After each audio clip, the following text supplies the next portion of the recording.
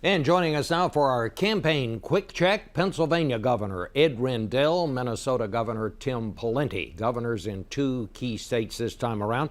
Governor Rendell, let me start with you. The polls are now showing that Barack Obama has a 10-point lead in your state, but I'm told you're pretty nervous about this. Do you believe these polls?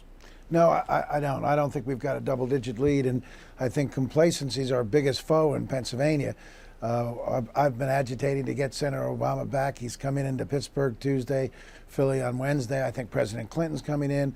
Senator McCain and Governor Palin have been virtually living in Pennsylvania, and we need to have our candidates there. And Senator Obama is such a great campaigner. Everywhere he goes, the enthusiasm level goes up dramatically. So we're not taking anything for granted.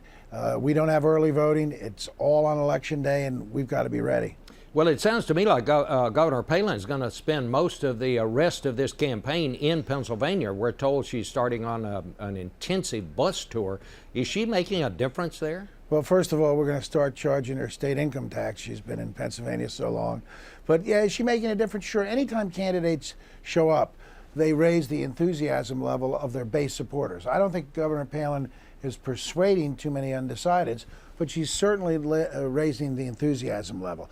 That isn't necessarily our problem. As long as we can combat complacency, the enthusiasm level for Barack Obama is off the charts. We've got a great field organization, the best I've seen in my 31 years in politics. So I think we're going to be all right. But every governor has got to be a little nervous. Every governor's got to want those candidates in as much as he or she can get them. Well, let's go to Governor Pawlenty, because a lot of people thought that when John McCain sat down and decided who was going to be his running mate, that the person who finished second on that list was Governor Pawlenty. Let me just ask you this question, Governor. Tom Ridge, the former governor of Pennsylvania, said that he thought there would be a different dynamic going. He actually said, had he or someone else been put on the ticket other than Governor Palin. Do you think it would have come out differently, or do you think these polls would have looked better had Governor Palin not been on the ticket? Well, I think Governor Palin, Bob, has brought a lot of strength to the McCain ticket. She's energized the base. She's had appeal to independent voters and to women voters in ways that Senator McCain was hoping for when he selected her. And as to Governor Ridge's comments, obviously when you have a former governor from a state that's popular, that may help. But Governor Palin's appeal really transcends any one state in terms of the Republican base, in terms of the voters that Senator McCain was hoping that she'd appeal to. But you have to look at it as a national perspective, not just any one state in terms of her appeal. Let me ask you about what Senator McCain said last week to the Washington Times in an interview. He literally lit into the Bush administration. When asked about what happened during the Bush administration, he said we let things get out of hand. Then he just gave a litany of policies that he would have handled differently. I'm going to put these quotes up here on the screen. He said, spending, the conduct of the war for years, growth of the size of government larger than any time since the Great Society, laying a $10 trillion debt on future generations of Americans, owing $500 billion to China, failure to enforce and modernize the regulatory agencies, failure to address the issue of climate change seriously. How does one run against one's own party, Governor? Because that's clearly what he was doing. Bob, as a maverick, Senator McCain's been doing that to some extent for his whole career. And I think it's him trying to show with very specific examples his concerns or how he would have been different from the Bush administration, President Bush's administration. That poignant moment in the debate that you moderated when he said, Senator Obama, I'm not President Bush. If you wanted to run against President Bush, you should have run 4 years ago, was an expression of him saying, my record's different. I'm not the same as that. And those examples that you pointed were things that he's saying, this is a proof, this is evidence that I'm not just a continuation of President Bush's term. And so it's a very strong statement, but it's one that I think is born in the facts, is based in the facts. Do you think he shouldn't have said that? Well, I think he's been accused throughout this campaign of being just President Bush or just a continuation of the President Bush's term. And so he, I think, felt a responsibility and obligation to differentiate and explain how that's not the case. So he's a charge or an allegation was made against him. I think it's right for him, appropriate for him to rebut it.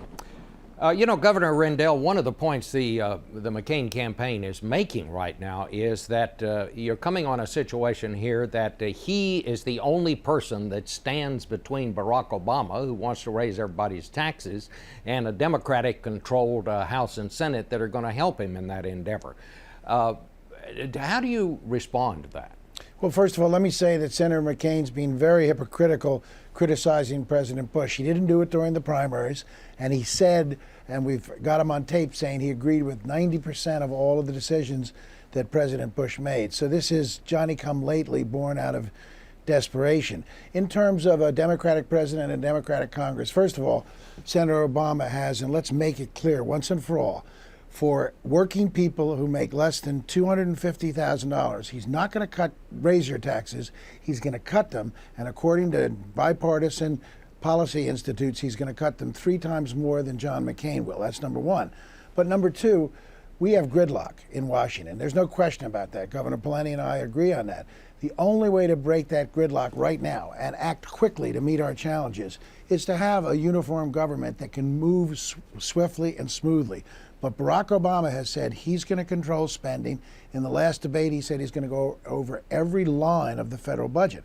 So I think we can move quickly if we have a Democratic Congress and a Democratic president to meet the challenges we face, and at the same time impose the same type of fiscal responsibility that President Clinton did. Let me ask Governor Pawlenty this question. David Fromm, who used to work for George Bush and was there through a good part of the Bush administration, suggests that the situation has gotten to the point now that Republicans should begin to shift money away from the presidential campaign and put it into some of these Senate races around the country, because a lot of Republican senators face the possibility of getting beat. Do you think it's reached that point?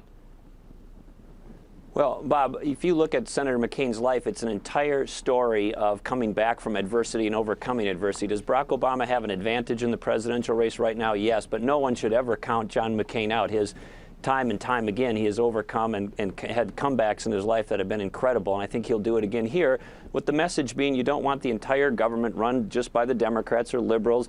On January 20th, a U-Haul truck pulling up to the White House, unloading a whole truckload of bad ideas. Not having the experience and the wisdom to confront what even Joe Biden says is going to be a test of Barack Obama in the first months of his presidency. And then lastly, just making sure we don't put burdens on the economy that will stifle job growth. For most people, their main ticket to opportunity is their job. What Barack Obama is opposing is opposed by most job providers in this country. All right. Well, gentlemen, I want to thank both of you for coming this morning. I think we've still got some campaigning to go here. Absolutely. In this last week. Thanks to both of you. Hope to see you again. Thanks, Bob.